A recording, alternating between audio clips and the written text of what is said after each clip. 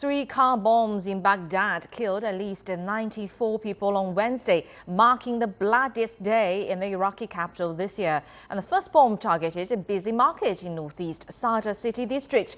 And explosives were hidden under fruit and vegetables loaded on a pickup truck.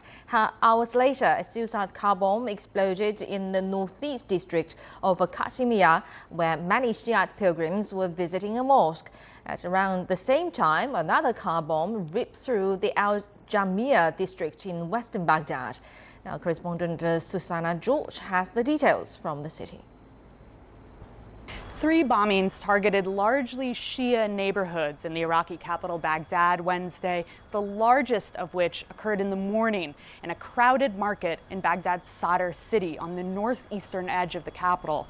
Two more bombings targeted neighborhoods in the north and in the northwest of Baghdad. The Islamic State group claimed responsibility for the attacks very quickly after they were executed and said that they were targeting Shia militiamen. These are the militiamen who were called up to fight against the Islamic State group when the Iraqi military largely collapsed in the face of the fall of Mosul almost 2 years ago.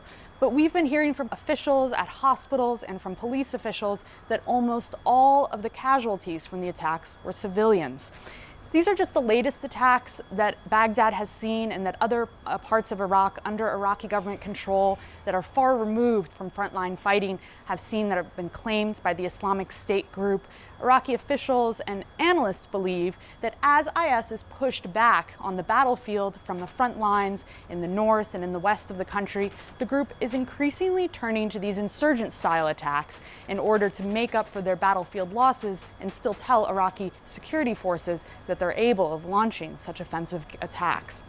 All of this is going to put more pressure on the Iraqi government to show progress in some way, be that in the fight against IS, outside of Mosul, where we've seen operations begin ahead of the operation to retake that city from the Islamic State group, or in the halls of government here in Baghdad, where a political crisis has largely brought the country's government to a halt. Iraqi politicians have long been promising to tackle reform in order to tackle corruption, but have made almost no progress on passing any legislation that improves the day-to-day lives of Iraqis. So many of the residents of Sadr City, where the largest attack occurred today, said that these kinds of acts of violence are really just one more example of the government failing to protect them. Reporting from Baghdad, I'm Susanna George.